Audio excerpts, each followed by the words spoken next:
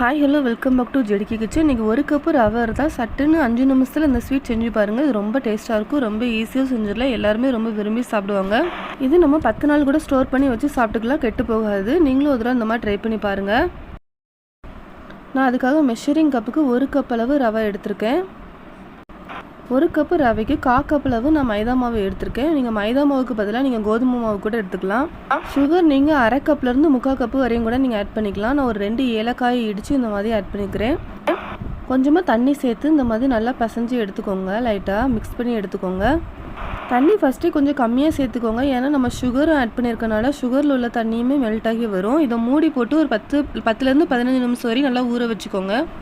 நான் ஒரு 10 நிமிஷம் கழிச்சு நான் இப்போ ஓப்பன் பண்ணிக்கிட்டேன். நான் அதில் ஒரு பிஞ்சு மட்டும் சால்ட் ஆட் பண்ணிக்கிறேன். ஒரு 6 முந்திரி பருப்பு இந்த மாதிரி குட்டியாக கட் பண்ணி அதையும் உள்ள ஆட் பண்ணிக்கிறேன். நல்லா டேஸ்ட் நல்லாயிருக்கும். ஆப்ஷனல் தான், நீங்கள் விருப்பப்பட்டு ஆட் பண்ணிக்கோங்க. நல்லா இந்த மாதிரி மிக்ஸ் பண்ணிக்கோங்க. கடைசியாக ஒரு பிஞ்சு மட்டும் நான் சமையல் சோடா ஆட் பண்ணிக்கிறேன். நல்லா ஒரு டைரெக்ஷனில் நல்லா இந்த மாதிரி கிளறி எடுத்துக்கோங்க. 1 ஸ்பூன் மட்டும் நெய் இந்த மாதிரி ஆட் பண்ணிக்கோங்க, நல்லாயிருக்கும். நம்ம நல்லா மிக்ஸ் பண்ணி விட்டுக்கோங்க. இனி ஒரு பேனில் தேவையான அளவு எண்ணெய் ஊற்றி எண்ணெயை நல்லா சூடு பண்ணிக்கோங்க. இந்த மாதிரி கையில் கொஞ்சம் கொஞ்சமாக மாவை எடுத்து இந்த மாதிரி குட்டி குட்டி உருண்டையாக இந்த மாதிரி போட்டு பொரித்து எடுத்துக்கோங்க.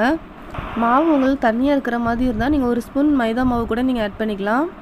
நீங்கள் தண்ணிக்கு பதிலாக தேங்காய் பால் இல்லை பால் சேர்த்து கூட நீங்கள் மிக்ஸ் பண்ணி எடுத்துக்கலாம். ஒரு பக்கம் வந்ததுக்கு அப்புறமா நல்லா இந்த மாதிரி 2 பக்கமும் நல்லா திருப்பி போட்டுக்கோங்க.